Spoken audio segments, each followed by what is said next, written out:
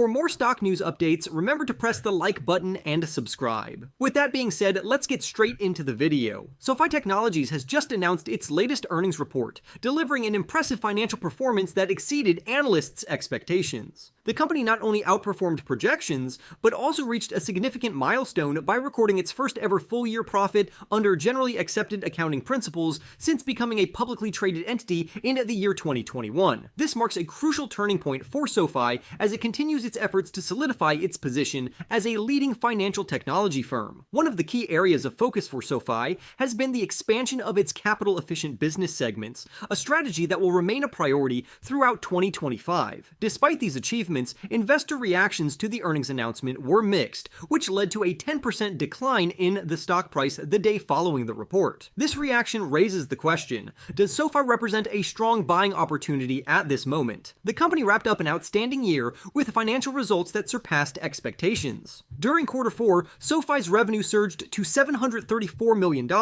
exceeding analysts' predictions of $682 million.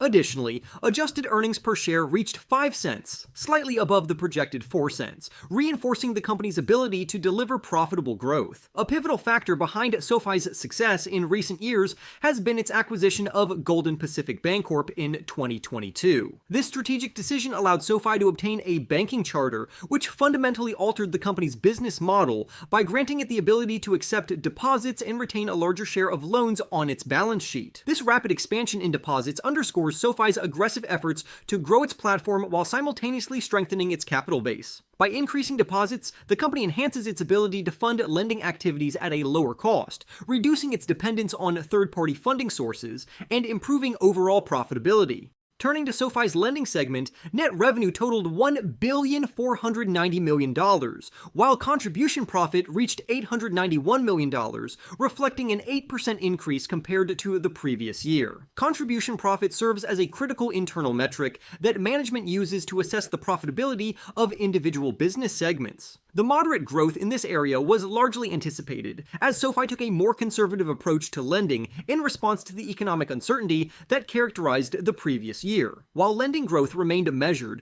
other areas of the business experienced significantly faster expansion. The financial services segment, in particular, delivered remarkable growth, with contribution profit climbing to $307 million.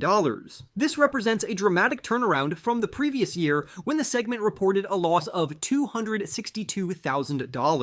The robust performance of this segment was primarily fueled by SoFi's deposit growth, as well as the favorable interest rate environment, which contributed to an increase in net interest income. Furthermore, the company effectively managed its expenses, with costs rising by 26%, far below the 88% surge in revenue within this division. This indicates that SoFi is not only expanding its business, but also doing so efficiently by maintaining strong cost controls. SoFi's banking charter has allowed it to invest heavily in building out its technology infrastructure, with a particular emphasis on serving non-banking enterprises. The appeal of SoFi's technology segment lies in its ability to generate steady fee-based revenue, which diversifies the company's income streams and reduces its reliance on interest-based earnings. This business line demonstrated strong growth, with contribution profit reaching $127 million, representing a 34% increase compared to the previous year. Despite these positive financial results, investor sentiment towards SoFi's stock was dampened by concerns over the company's guidance for the upcoming year. SoFi projected that full-year revenue in 2025 would reach at least $3,200 million, reflecting a year-over-year increase of 23%. However, the company also forecasted that its earnings per share under generally accepted accounting principles would range between 25 and 27 cents, which left some investors uncertain about the near-term growth trajectory. Last year, SoFi focused heavily on strengthening its capital base, ensuring that it had the financial stability necessary to support its long-term expansion. However, in 2025, the company plans to shift its priorities toward reinvesting in growth initiatives. Chief Financial Officer Chris Lapointe emphasized this shift in strategy, noting that the company sees vast untapped market opportunities ahead. He highlighted the company's belief that increased investment will drive sustained growth and generate strong returns over time. Following the earnings announcement, the stock experienced experienced a decline, which was partly attributed to broader market movements as well as the company's reinvestment strategy. From a valuation standpoint, SoFi's stock currently trades at a forward price-to-earnings ratio of 41 and a price-to-book ratio of 2.8. While these valuation metrics may seem elevated, the company's strong revenue growth, improving profitability, and long-term potential suggest that the high valuation may be justified. For investors with a long-term perspective, any pullbacks in the stock could present attractive buying opportunities. You should also know how SoFi compares to their peers. The financial technology industry continues to disrupt traditional banking, with innovative companies revolutionizing how consumers access and manage their finances. SoFi is a financial technology company that directly competes within the financial services sector through a technology-driven strategy. By integrating digital solutions into banking, SoFi has positioned itself as a modern alternative to traditional institutions. The company's platform functions as an all-in-one financial hub, offering customers a seamless experience to manage various aspects of their personal finances. Users can open a bank account, apply for credit cards, refinance student loans, transfer funds to acquaintances, and even invest in cryptocurrencies, all within the same ecosystem. The company's business approach is centered around creating a financial environment that meets all consumer needs under one roof. By offering a diverse range of services, SoFi not only improves customer retention, but also spreads its customer acquisition costs across multiple products. This strategy allows the company to introduce new services more efficiently, leveraging its existing customer base to scale operations and drive long-term growth. However, despite the appeal of this business model, SoFi faces a major challenge. The financial services industry in the United States is highly competitive, with a mix of traditional banking institutions and emerging digital-first companies all vying for market share. This highly competitive landscape has had several implications for SoFi. First, the cost of acquiring new customers has increased, making it more expensive to expand its user base. Second, while SoFi continues to grow, the intense competition has exerted downward pressure on its profitability. In response to these challenges, the company has had to adjust its growth outlook. That being said, recent financial results have given investors a reason for optimism. In its most recent earnings report, SoFi exceeded market expectations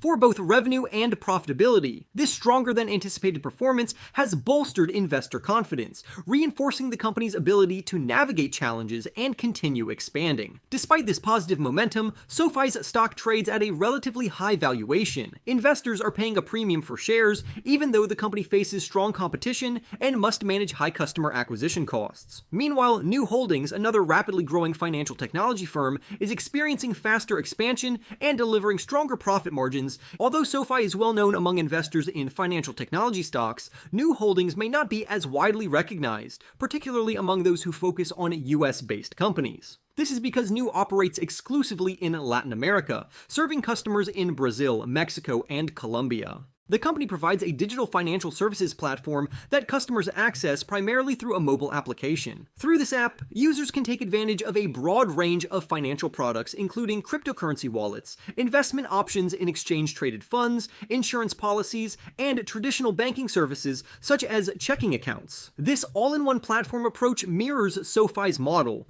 reinforcing the idea that comprehensive financial ecosystems can drive customer engagement and long-term growth. However, the most significant difference between the two companies lies in the competitive landscape in which they operate. The financial industry in Latin America is far less saturated than in the United States. In fact, it is estimated that the region's banking industry is nearly a decade behind the US in terms of digital transformation and competitive intensity. For years, the banking sector in Latin America was dominated by a small number of powerful institutions that primarily relied on physical branches to serve their customers.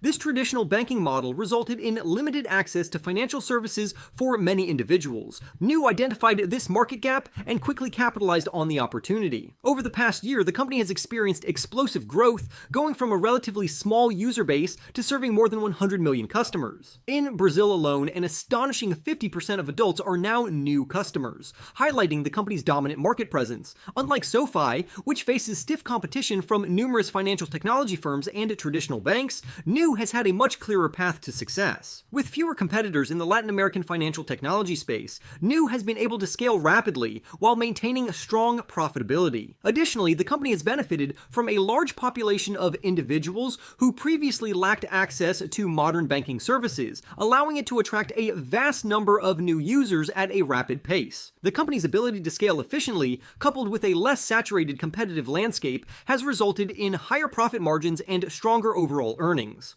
New operates in a less competitive market, has a more favorable financial position, and possesses a larger growth runway, yet its stock remains undervalued relative to SoFi's. Looking at growth projections, analysts expect New's revenue to increase by 31% over the next year. In comparison, SoFi is projected to grow at a more modest 16%. This indicates that New is expanding at nearly twice the rate of SoFi, further reinforcing its superior growth potential. While SoFi has built a strong brand presence and continues to expand its offerings, its higher valuation suggests that investors are already pricing in a significant amount of future growth. On the other hand, New's stock remains attractively priced despite its impressive financial performance and growth trajectory. Investors looking for exposure to the financial technology sector may find New holdings to be a compelling opportunity. New benefits from a less crowded market, allowing it to scale more rapidly while maintaining strong financial performance. Although New may not have the same level of brand recognition as SoFi, its stock presents an attractive investment opportunity at this time. With higher growth expectations, stronger profit margins, and a significantly lower valuation, New stands out as a potential long-term winner in the financial technology space. For more stock news updates, remember to press the like button and subscribe. With that being said, I will see you in the next video.